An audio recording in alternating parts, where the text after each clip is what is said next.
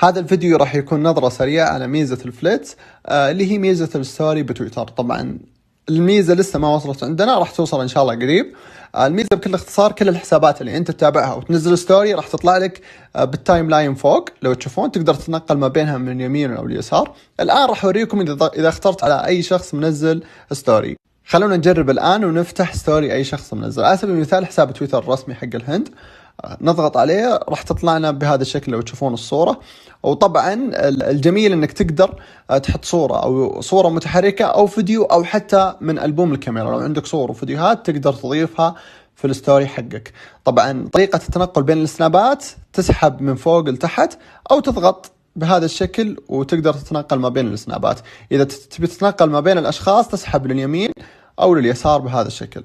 الشيء الحلو أيضا أنه بمجرد ما تبحث عن أي شخص في البحث تمام وتفتح البروفايل حقه راح تقدر تشوف الستوري من هذه الأيقونة. طبعا أنا لأني تابعت الحساب فخلاص راح يطلع لي اوريدي هنا في التايم لاين، لكن أي حساب أنت ما تابعته تقدر تشوف الستوري حقه قبل التابعة وتتابعه وبعدها يكون عندك بالتايم لاين هنا فوق.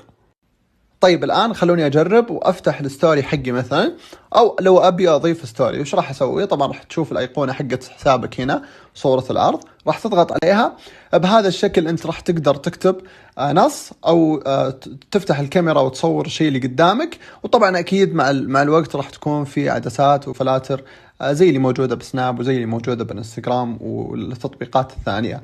أو تقدر تختار صور من ألبوم الكاميرا أو فيديوهات لو تشوفون. زي ما تشوفون هذا الفيديو أنا قدرت إني أنزله أو أختاره من ألبوم الكاميرا إلى ستوري التويتر. طبعا معك إلى حد 30 ثانية تقدر تجزأ المقطع عندك. نفس كل التطبيقات ما تقدر إنك تنزل فيديو بشكل كامل إلا لازم إنك تجزأه، فراح تضغط تم. وبعدها زي ما تشوفون الآن الفيديو صار جاهز إني أقدر أكتب عليها. على سبيل المثال لو تشوفون أضغط على خيار فليتس. طيب الآن لو في شخص منزل ستوري وحاب انك ترد على الستوري حقه زي ما تشوفون راح تلقى تحت خيار اللي هو الرد برسالة، فتقدر تكتب رسالتك وبعدها ترسلها للشخص. وطبعا الرسالة راح تكون في الخاص ما راح تكون في العام. هنا تقدر تعبر بإيموجي نفس انستغرام تقريبا بهذا الشكل. طيب الستوري حقك كيف تعرف المشاهدات؟ طبعا تحت كل صورة أو فيديو من الستوري حقك راح تكون هنا تحت مشاهدات والأشخاص اللي شافوا الصورة أو الفيديو اللي أنت منزلها.